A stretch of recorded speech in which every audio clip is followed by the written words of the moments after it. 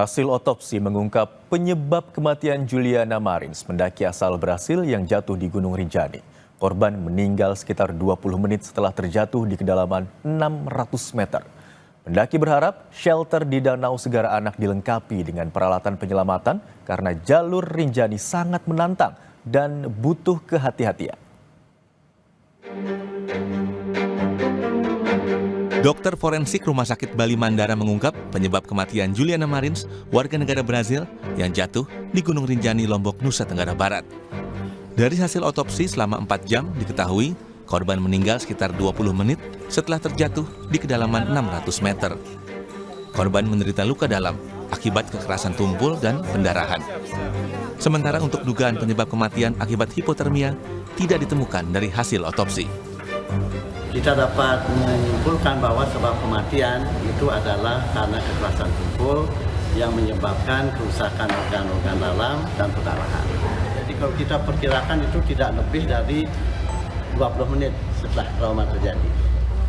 Kami tidak menemukan adanya bukti-bukti bahwa kematian itu terjadi dalam jangka waktu yang lama dari luka terjadi. Jalur pendakian ke puncak Rinjani sempat ditutup usai kejadian jatuhnya pendaki asal Brasil, Juliana Marins. Juliana terperosok di jurang wilayah Cemara Nunggal, Gunung Rinjani tanggal 21 Juni. Sejumlah pendaki mengaku kecewa atas penutupan ini. Meski tidak mencapai puncak, mereka masih bisa menikmati keindahan Segara Anak. Pendaki berharap shelter di Danau Segara Anak dilengkapi dengan peralatan penyelamatan karena jalur Rinjani sangat menantang dan butuh kehati-hatian.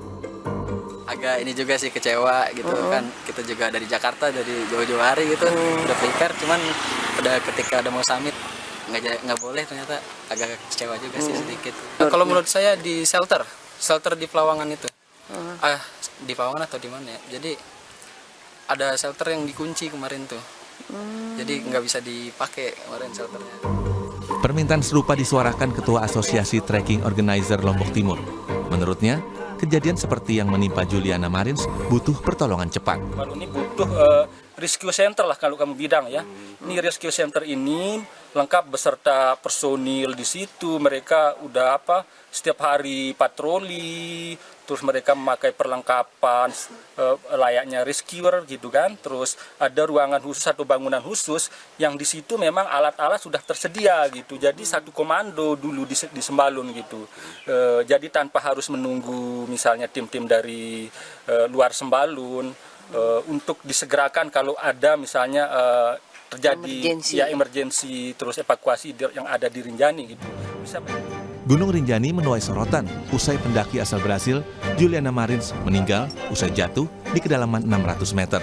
Bahkan, sorotan juga datang dari sejumlah media asing yang menyoroti proses pencarian hingga evakuasi Juliana Marins. Tim Liputan, Kompas TV.